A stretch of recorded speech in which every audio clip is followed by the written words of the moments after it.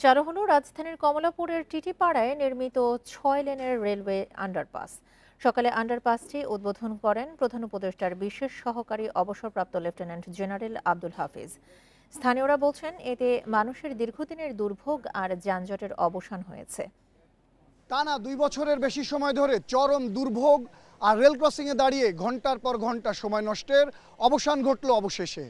উন্মুক্ত করা হয়েছে রাজধানীর কমলাপুর এলাকার টিটিপাড়া আন্ডারপাস। দীর্ঘ ভোগান্তি শেষে স্বস্তির নিঃশ্বাস পথচারী ও স্থানীয় বাসিন্দাদের মধ্যে। শনিবার সকালে আন্ডারপাসটি উদ্বোধন করেন প্রধান উপদেষ্টার বিশেষ সহকারী অবসরপ্রাপ্ত লেফটেন্যান্ট জেনারেল আব্দুল হাফিজ। এ সময় উপস্থিত ছিলেন আরেক বিশেষ সহকারী শেখ মঈনুদ্দিন সহ ঊর্ধ্বতন কর্মকর্তারা। স্থানীয়রা বলছেন, মাত্র আধা কিলোমিটার পথ পেরুতে ১ ঘন্টারও বেশি সময় লাগত। টিটিপাড়া রেল ক্রসিংয়ে ট্রেন আসা যাওয়ার কারণে দীর্ঘ যানজটের সৃষ্টি হতো। চলাচলকারীরা বলছেন, আন্ডারপাস হওয়ার কারণে কমেছে যানজট, কমবে যাত্রীদের ভোগান্তি। রাস্তাটা বন্ধ হওয়া যাওয়াতে অনেক সমস্যা হয়েছে, আমাদের অনেক কষ্ট হয়েছে। আমি ২বার পড়ে গেছি এখানে।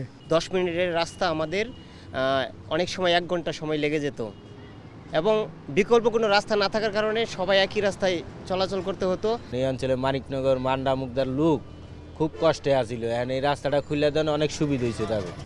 আন্ডারপাসটির নিচ দিয়ে ৬ লেনের রাস্তার মধ্যে ৪ লেনে চলবে যান্ত্রিক যানবাহন। রিক্সা, ভ্যান ও সাইকেলের জন্য রয়েছে আলাদা লেন। এছাড়া জলাবদ্ধতা নিরসনে বসানো হয়েছে স্বয়ংক্রিয় ২টি পাম্প। রেলগেটে যখন বসে থাকতে হতো, এখন আর সেটা বসে থাকতে হবে না।